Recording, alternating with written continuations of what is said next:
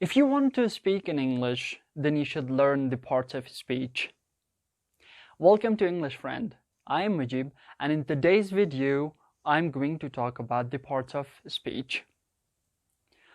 سلام دوستان، به انگلیش فرند خوش آمدین. من مجیب هستم و در درس امروز در مورد اجزای کلام صحبت می کنیم. But first, what is speech? Any sound produced by our mouth and makes sense is called speech.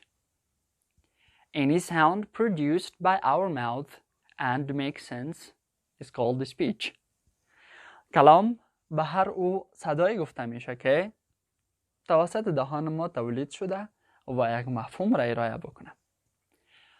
Now it is really important that the sound makes sense because there are lots of sounds in our environment and we produce them that they do not make sense.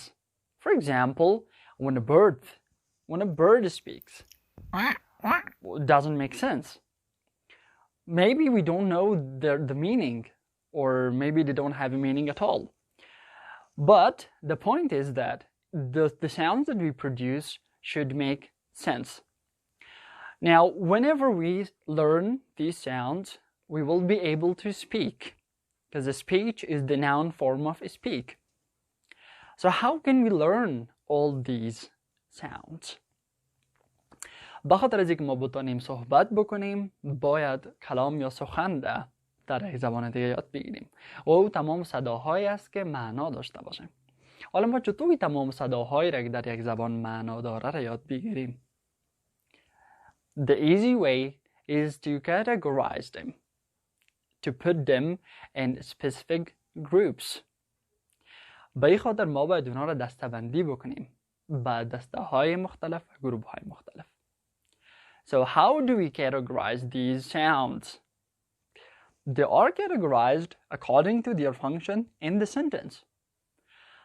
این صداها نظر به وظیفه‌شان در جمله تقسیم بندی میشن. So in English language we have 9 parts, or I can say we have 9 categories of these sounds or the words that we use. در زبان انگلیسی ما 9 بخش از این صداهایی را که معنا دارن و ما به خاطر ارتباط برقرار کردن استفاده میکنیم را داریم.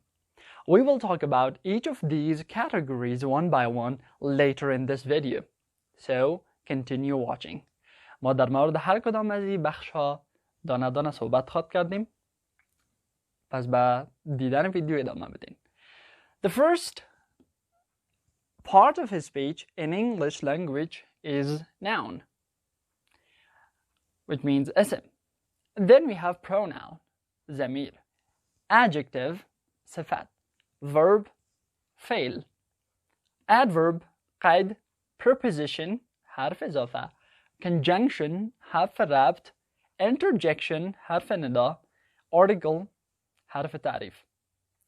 Now let's see what are these parts and let's explain them one by one.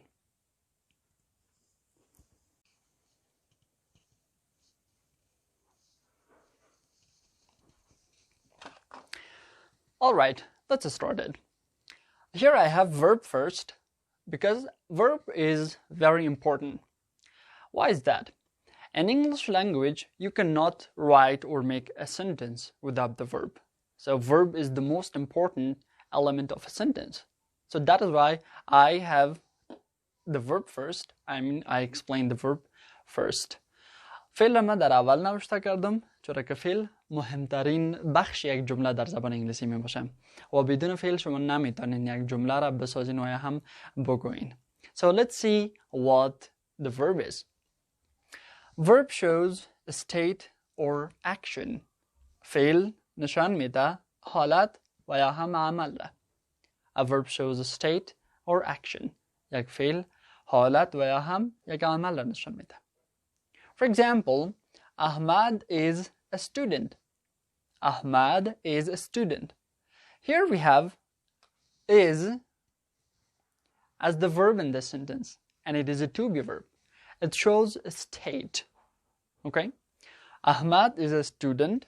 در اینجا is فعل جمله ماست، یک فعل بودن است و حالت را نشان میده. Okay? Now the next example, Mike speaks English. Mike speaks English. What is the verb in this sentence? Yes, speak is the verb in this sentence, and it shows an action of speaking. Okay?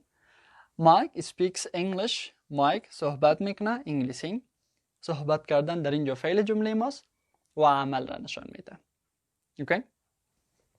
Now what is a noun? Noun is the name of a person. Let me go to that side. Noun is the name of a person, place, or thing.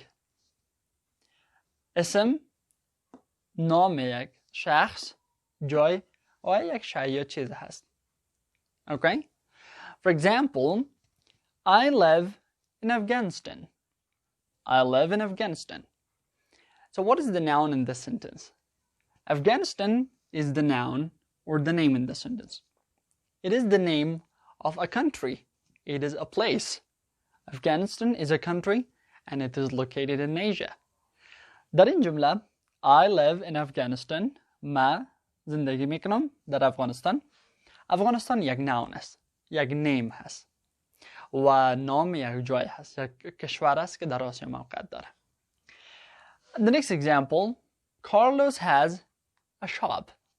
Carlos has a shop. Carlos داره یک دکان. So what is the noun in this sentence? We have two nouns in this sentence. The first one is Carlos and the next one is shop. Okay? Now Carlos is the noun or the name of a person and shop is the name of a place.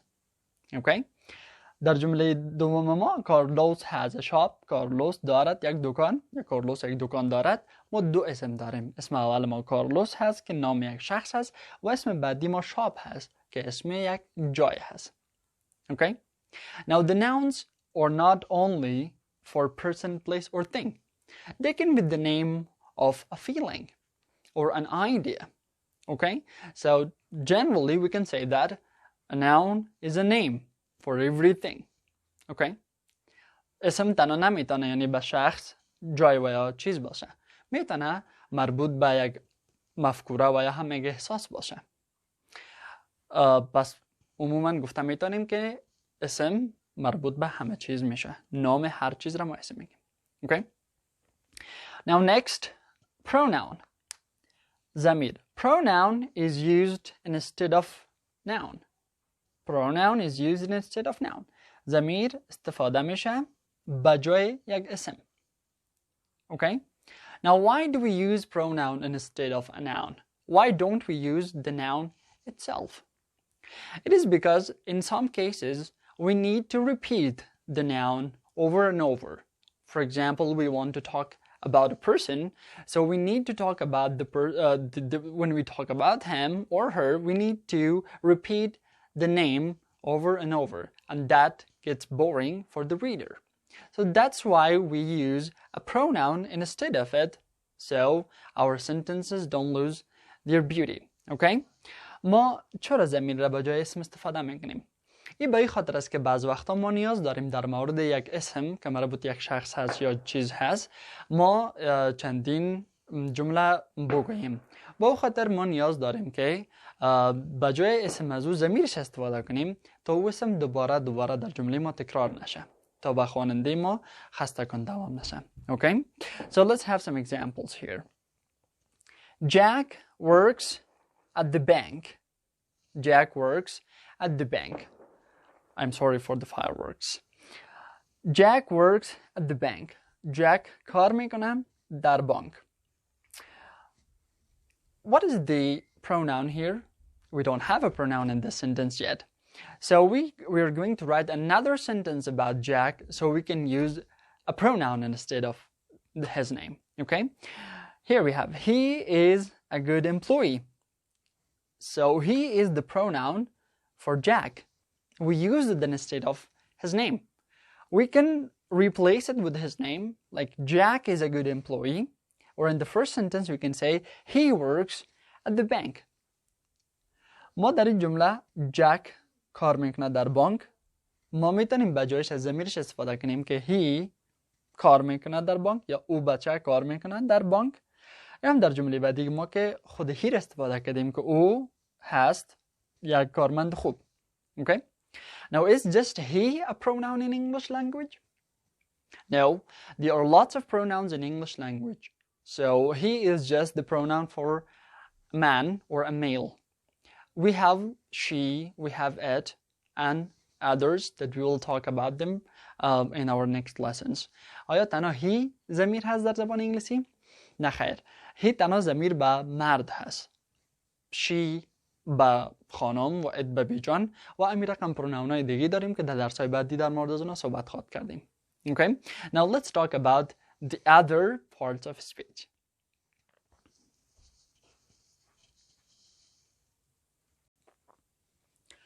Adjective adds to the meaning of a noun or pronoun. Adjective adds to the meaning of a noun or pronoun. صفت adjective صفت اضافه میکنم در معنای یک اسم و یا ضمیر. Okay? For example, she is smart. She is smart. Here we have the pronoun she, okay? And the verb is and smart. Now, smart is the adjective in this sentence. Why? Because it gives information about she or adds to the meaning of she. Okay? So now smart talks about she, so it is an adjective. So in other words, we can say that adjective describes noun or pronoun. Okay? The next example, parrots are beautiful. Yes, of course, parrots are beautiful. Like this is a parrot, it is beautiful.